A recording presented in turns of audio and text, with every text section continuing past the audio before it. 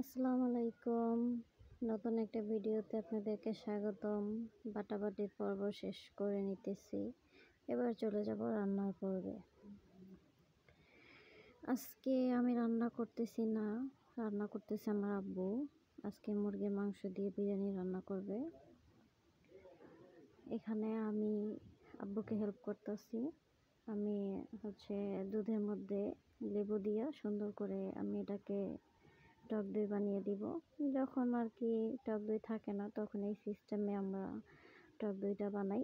তো এই যে বাড়ির মধ্যে কী করছি জানেন, লেবু দিয়া সুন্দর করে চিপা করার পরে দেখছেন চাকরা চাকরা হয়ে গেছে, মানে টক দইয়ের মতো হয়ে যাইতেছে।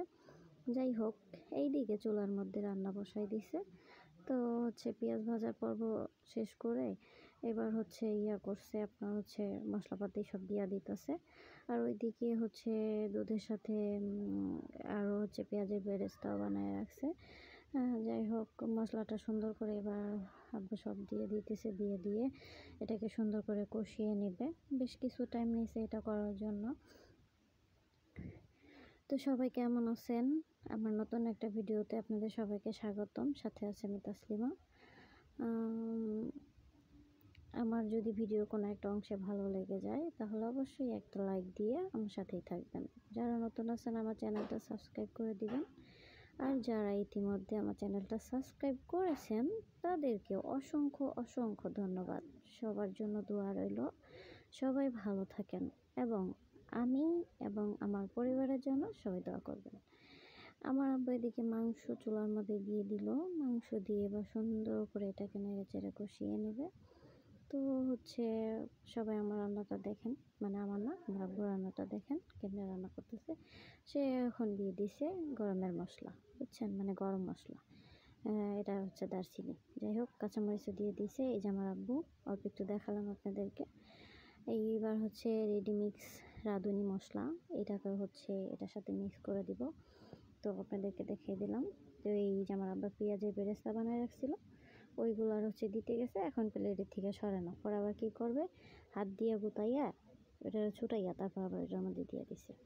যাই হোক, এই যে সব কিছু দেওয়া শেষ, এবার রান্নাটা প্রায় শেষের পর্যায়ে আসা পড়তেছে। এই যে টক দইটা বানাইছিলাম না, সেই টক দইটা আবার কী করছে, আবার ওইটার মধ্যে দিয়ে দিল। এবার আমি আবার হেল্প করলাম।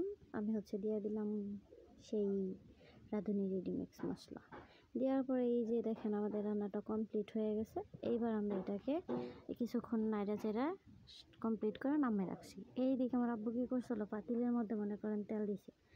তেল দেওয়ার পরে তেলটা এদিকে যখন আমার আব্বু তেলের মধ্যে পানি ছাইড়া দিছিল তখন এডুকার মই ভিডিও করতে পারি নাই, বুঝছেন। তো ভিডিও যখন করতে গেছিলাম তখন দিয়ে ঠাস ঠুস করে ছিটটা উঠে, তখন মই ভিডিও বন্ধ করে দিছি। তো এরপরে শেষে দেখেন টোটালে চাল দেওয়ার পরে রান্নাটা প্রায় শেষের পর্যায়ে চালটা ফুটে আসছে। তা আমি একটু খোঁচা দিলাম এটার মধ্যে, দিয়ে দেখলাম ঠিক আছে কিনা। এখন দেখি যে পারফেক্ট আছে, পরে আবার গাতাইয়া এটা ঠিক করে দিছি।